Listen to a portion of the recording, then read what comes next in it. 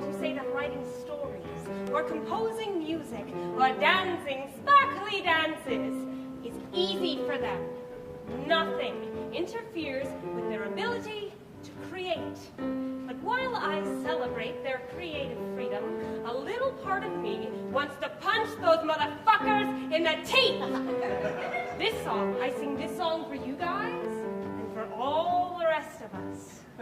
Help me out, y'all. We'll sing back up. You have a story to tell, a novel you keep in a drawer. Old sock drawer.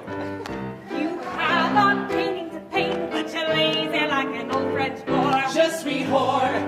You have a movie to make, tricky jigs you can make, but you best grab a steak, cause in sweet the vampires in, treat the vampires mean, even vampires filling you with doubt, insecurity about what your heart should be. Sweet the vampires, the vampire.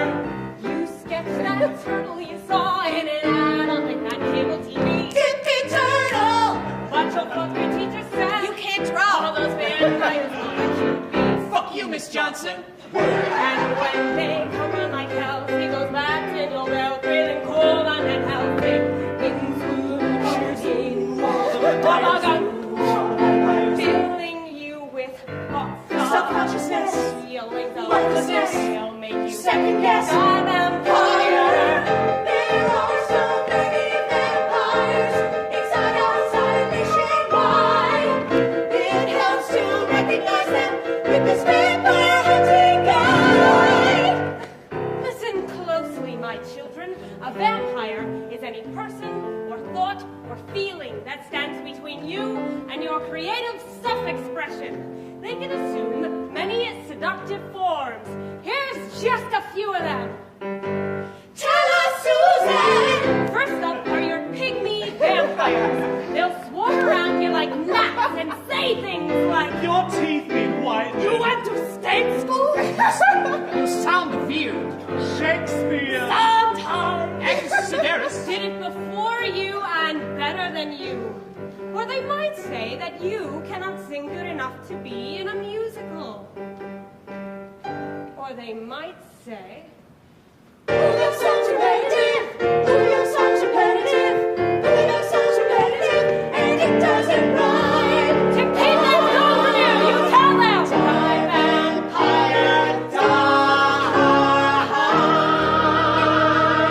die. Brothers and sisters, next up is the air freshener vampire.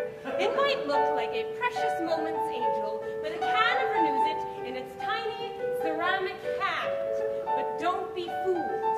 If it smells something unpleasant in what you're creating, it'll urge you to it with some pine fresh smell-em-ups. The air freshener vampire doesn't want you to write about Bad language. blood Or blowjobs. It wants you to clean it up and clean it out, which will leave your work toothless, gutless, and crotchless. But you'll be left with 2 tight paragraphs on kittens that your Mima would be so proud of. You look at that air freshener vampire and its doe-eyed, sweet-cheeked, judgy fucking face, and you say,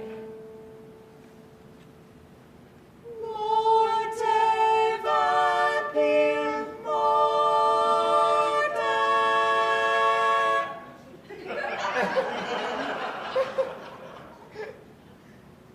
the last vampire is the mother of all vampires, and that is the vampire of despair.